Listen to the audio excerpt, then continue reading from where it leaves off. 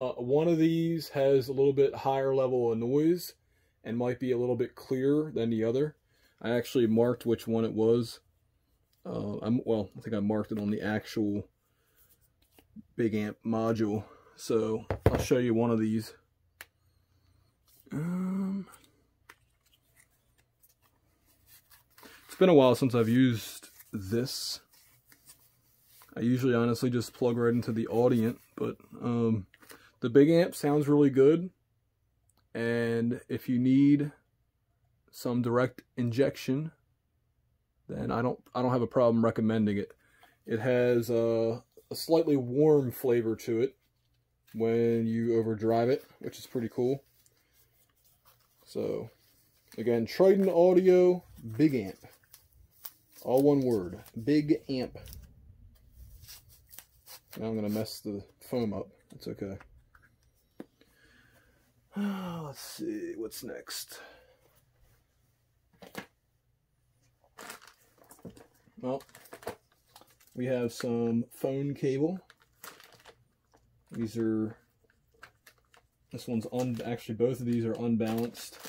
Hold on. Yeah, because the balanced ones are actually in a special bag that I don't have on here. But yeah, both of these, actually I can't even get this connector up anymore once I unscrewed it. So that's ridiculous, but it still works. And then this one I just have, I mean, it's, you know, supposedly not as good as this one, but whatever. They're there if I need them. Oops, let's not drop that on the ground. I'm gonna stop this video and go to part, actually no, I'll keep going. And then once I get through the stuff that's on top of the box, I'll go through what's on the inside of the box. So, okay, so this is really cool. Sangen COS 11S BP, which basically just means that it's battery powered or phantom powered. And it is one of the best darn lavalier microphones in existence. And it just, you know, I record people with it, and I basically just have to cut around 200 hertz, and they sound great. Maybe do a little bit of sibilance reduction, but that's about it.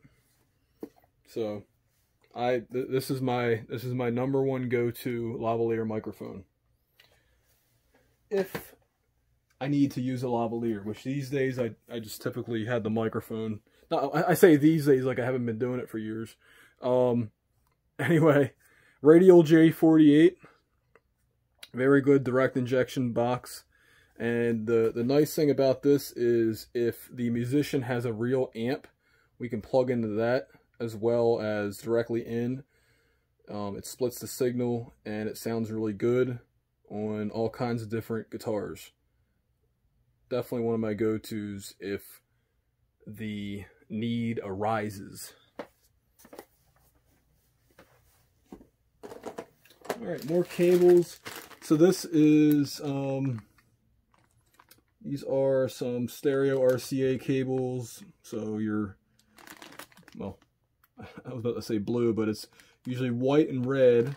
And on the one side, I actually have a phone to RCA adapter. And I don't know why it's in a bag.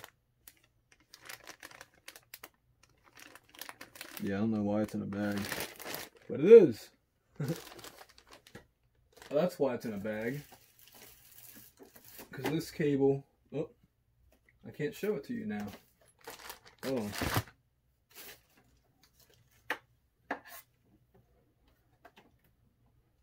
Alright, I'll just like put it in, and I don't know if you can see it, but I got this other fancy acoustic research cable that I recently purchased to go along with my... I provide videotape transfer services. That's one of the things I do. And, you know, I've been doing it without a time-based corrector, but I'm tired of dropouts and all that stuff happening. So I'm finally going to get one of those. I was mostly doing my own video transfers, but I've done it for a few other people. Anyway, long story short, that fancy cable was in here and now it's not. So more cables. Let's see, this is a about 25 or 20 foot XLR cable. This is cheap. I basically never use this cable unless I absolutely have to. Actually, I may as well do this. And then this I actually have used many times. This is a George L's, I think it's 0.225 is the name of the cable. But a very good guitar cable, no complaints. And speaking of which, I'm either using the Mogami Platinum guitar cable or the George L's. Either one you can't go wrong with. And that's about it with that story. What I tell people is, if you buy a good cable, buy a good microphone, you only have to buy it once. If you buy something cheap, you'll always think about having to upgrade. You know, once you buy something, that's it. Unless it breaks, and then you just get it fixed. Okay, so moving on. This is the RNC, really nice compressor. FMR Audio, really nice compressor, which I haven't taken out of the box too much, especially since those analog hardware streaming services have popped up over the years. But I reviewed this. I did several videos about this. I like the way it sounds. I definitely like the 1176 clone over this one, just for character reasons. But if I need an extra, you know, if for some reason I need another compressor on the way in or whatever, which I rarely do because I don't have an insert point on my audio interface. But if I did, I could have that on there for very clean audio. And now you're seeing a lot of the dust. And boy, is it flying. Okay, so this is actually, this goes with, if you can see through the box, the MXL